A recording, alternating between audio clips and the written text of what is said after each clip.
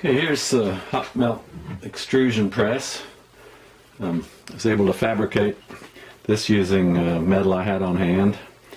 I did purchase a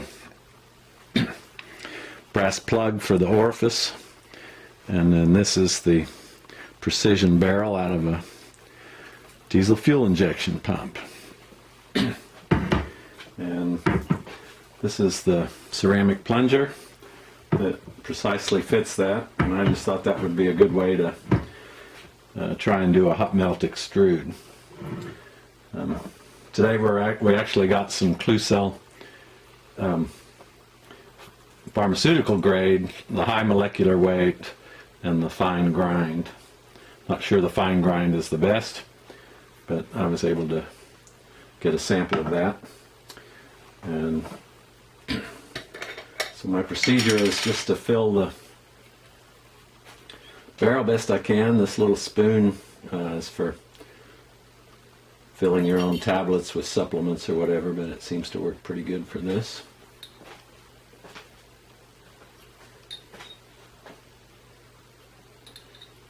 And what we're going to do is turn pennies worth of powder into hundreds of dollars worth of inserts for dry eyes.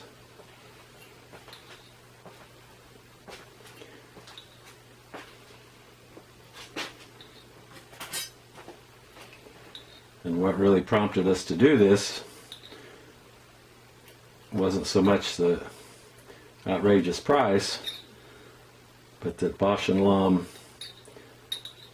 stopped making it while they switched what they call a third-party supplier. Okay, so we're just about full with the powder, and then what I'll do is I'll try and compress the plunger to get it fitted.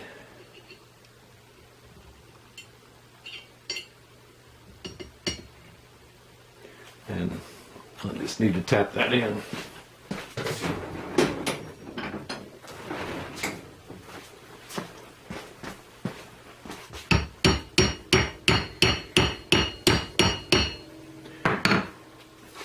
Okay, will you turn the camera around for me?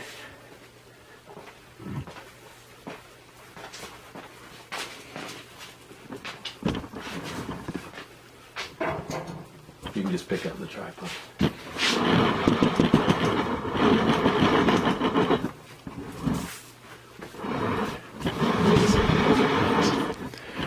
Okay, so we moved the little press with the barrel and plunger and the powder in there into just a shop hydraulic press. It uses a jack. And then to do the hot melt, Teresa will heat the plunger. And again, this is really kind of a proof of concept setup, but since we're only making it for her, a few shots of this will last us a month or two, so don't see really any need to make higher volume equipment. Okay, you ready to start heating?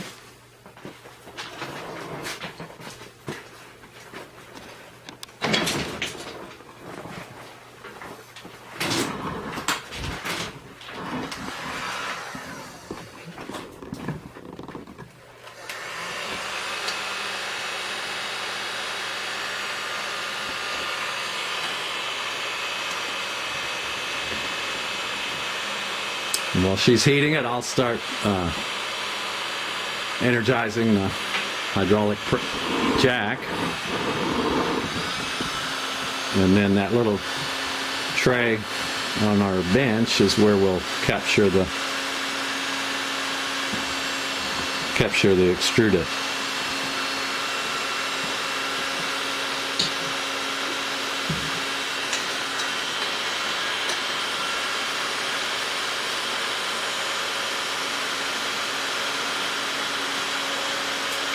Okay, I need to probably line it up a little bit too. Let's see. I'll mark it with tape.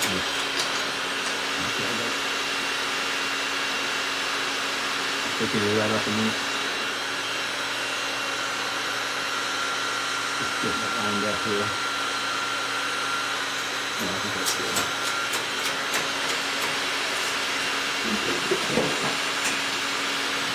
So we're going to uncover our catch pan. And I'll keep an eye on everything.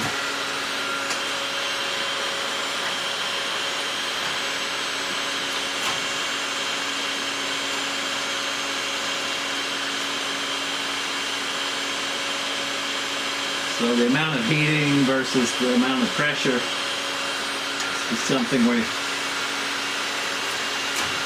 vary till we seem to get good results.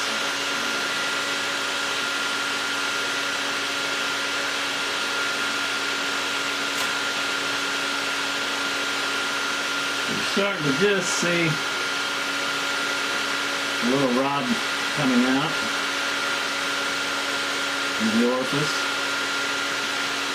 And if I were guessing, I'd say we're probably putting 1,000 or 2 pounds on the plunger. So it seems to be coming out pretty good now.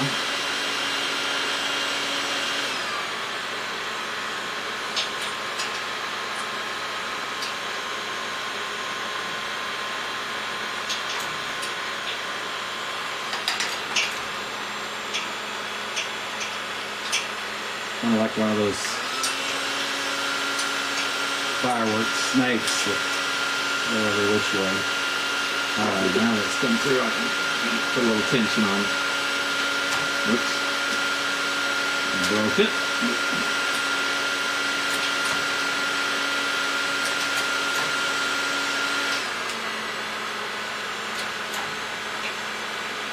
I guess we're done.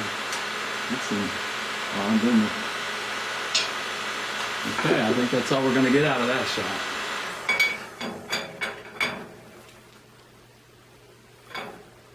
Just make sure. Yeah, I think that's it.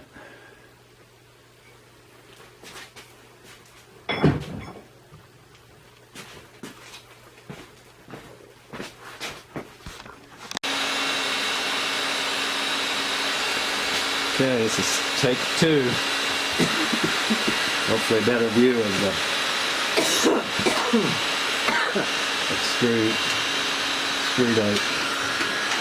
extrusion, I guess you could say. So I'm almost too high up here to see it.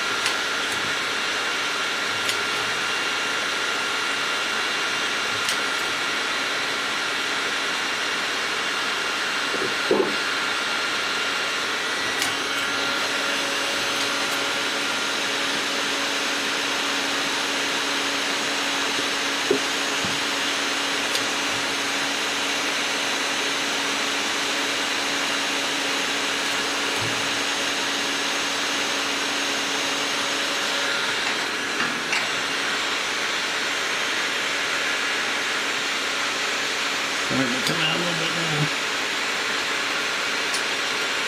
Where does it want to curl up though? Oh, there we go. All right, now I wouldn't heat up anymore. Oh, there we go. Good. That's not bad, isn't it? Looks fairly clear too.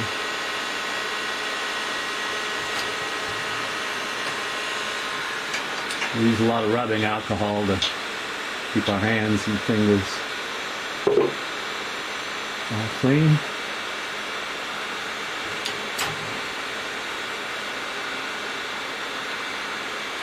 And the equipment clean too, hopefully.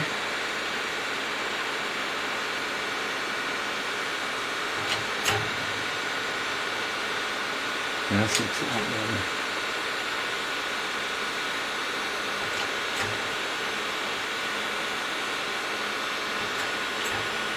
A few more millimeters to go on the plunger.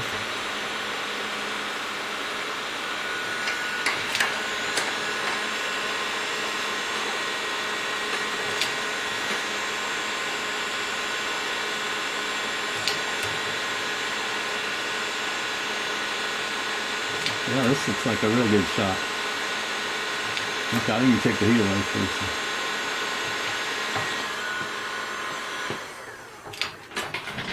Oh yeah, this looks great.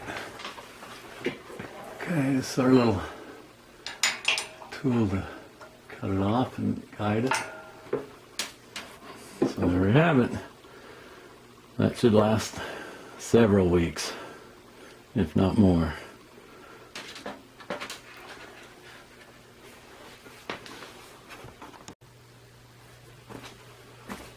Okay, so the plunger's still in there, kind of buried. So the first step is to remove the plug. Things are pretty warm there, but I think I can do it. So I break it loose with the ratchet. It's kind of glued together with that melted Klucel or hydroxypropyl cellulose. And I've just got a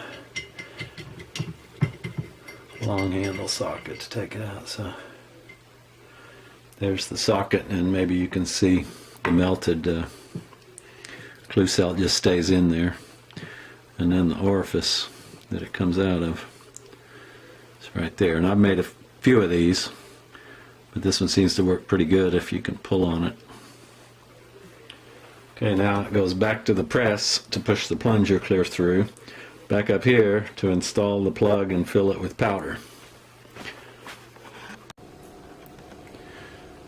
Okay, to plasticize the hot melt extruded HPC, the patent says put it in a high humidity chamber at 85% relative humidity for 48 hours. Well, I've actually gone a little over that, but then supposedly it brings up the moisture content of the what I'd call bone dry extrusions up to around 12%. So all we've got here is just a little plastic tote. Actually, my camp stove cookware pan, a new sponge that corners are just trimmed of, and then this piece of stainless steel wire mesh just to support it off the floor. And then our little digital weather station has this nice relative humidity meter. And I boil everything on the stove in a big pan, including the sponge, the pan, and that stainless steel platform, the mesh,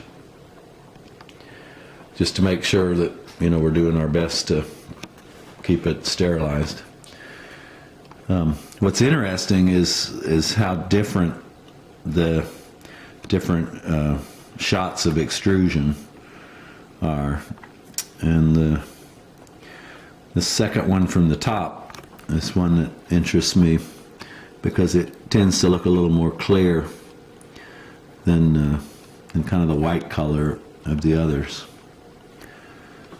This was all using these ones that go horizontal are using the Klucel, actually cosmetic grade I got from eBay, whereas these four shorter ones at the top, just twist around here, those are using Niso's HPC-H molecular grade, and they look a bit more translucent. And in the past, these have only lasted a couple of hours. Inserts made from that product. But before I go back to Niso and discuss a higher molecular weight grade of their HPC, just wanted to double check and try it again. Anyway, that's kind of the last step before I cut them into pieces.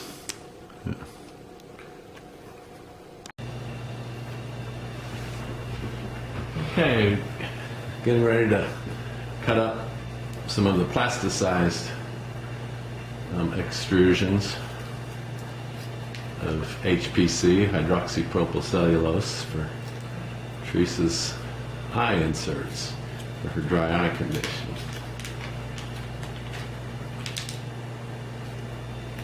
So, since we're not very uniform with the diameter from one stick to another, what I do is I'll cut up a few and weigh them, and we're shooting for 5 to 8 milligrams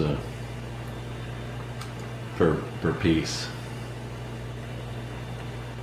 Okay, and I found that to get the auto tear not to work, it's better to start it without the little tray.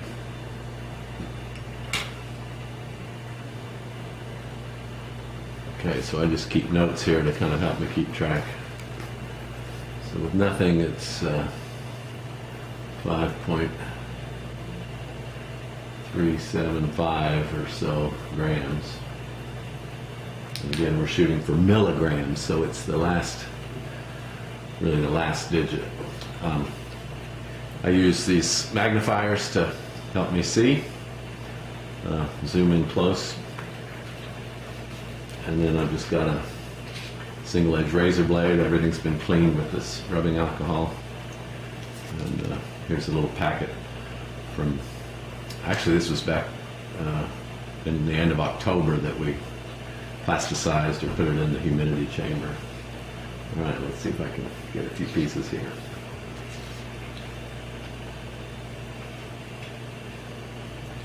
Again, my fingers are all clean now. So this stuff's dried out pretty much from the original plastic being plasticized, so it's pretty brittle to cut.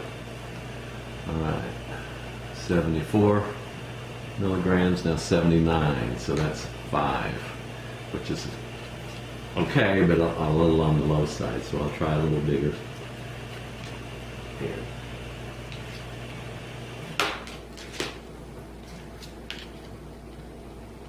Okay, so we're still at 79, the last two digits. 86, so that's 7. That's about where I want it to be. So I'll cut a few more now, based on that size and my memory.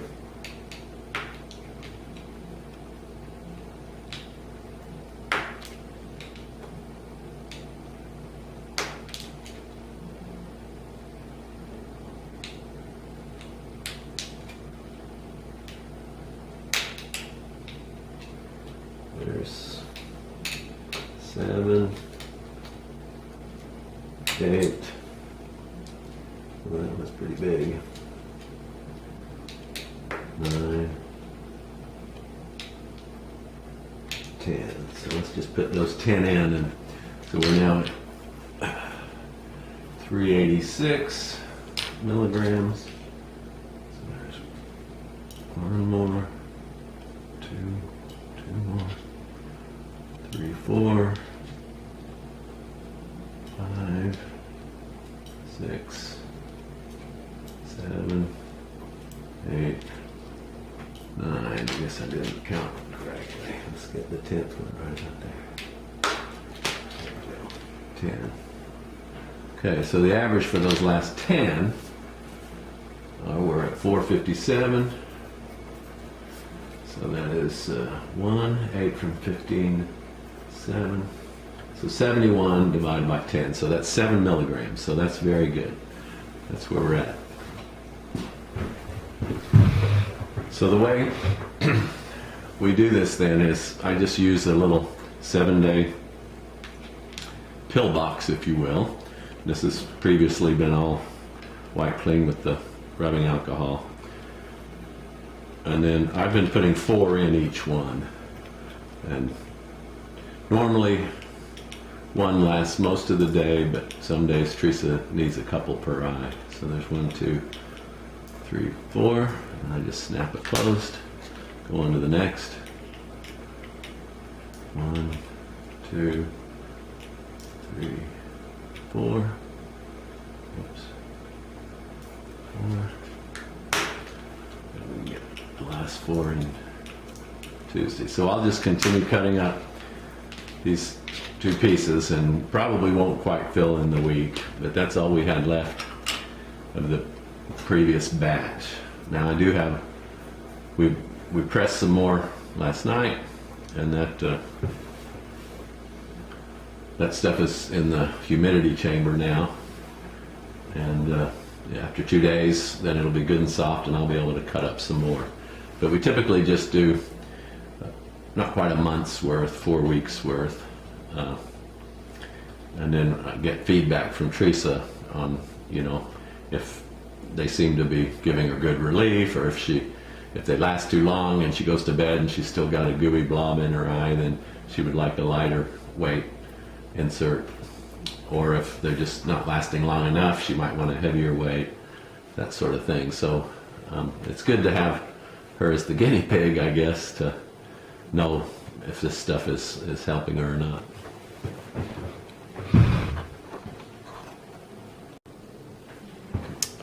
Okay, let's see if we can get a close-up of the actual cutting process here. So this little piece looks like I could cut it in two, and it's going to go shooting. So I've got my magnifiers on, get my head real close, and I'll just kind of split the difference and try not to send it flying.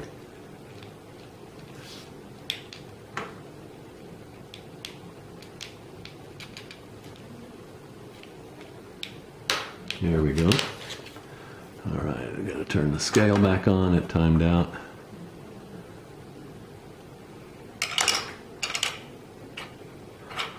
Purchased the scale from Amazon. It wasn't much at all. So there we got 75. That looks like kind of a big one. So 86. That was actually 11 milligrams. And that looks like a 5. Yeah. All right. So here's another piece. So I kind of have to hold it down and then just kind of estimate the size. Put my fingers over it so it doesn't go flying in this case, because there it is right there. Do another one, maybe get it so you can see it, how big it is.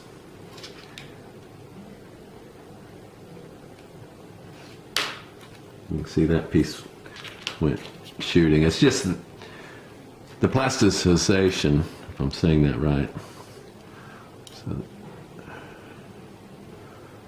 there, that was a 5. Let's do a couple more here. Maybe a little bigger, because it's kind of a skinny section here. Okay, I don't know if you can see that or not. It cut nicely. Anyway, it seems like if it dries out from storage, that doesn't really affect how Teresa likes them, because it soon melts into a viscous blob in her eye. And I think the plasticization is really just for processing. Yeah, that one was a little heavy. That was 11. So I'm going to have to cull some of those big ones out. Just pay a little more attention and less talking here.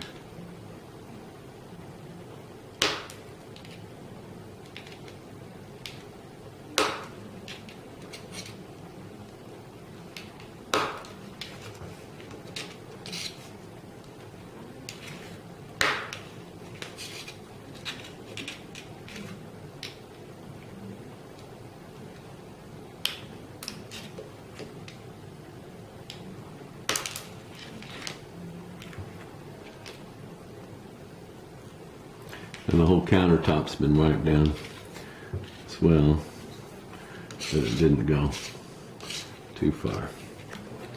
In this case, there we go. Gotta keep it trapped. Alright, this one's going to be little if I split it, but alright, let's put 10 of the best looking ones in there. So we're now at 416. Let's see if we can count up 10. There's 1, 2, 3, 4, 5, 6, 7, 8, 9, 10. Well, I used every one of them to make the math easy. So it's 476.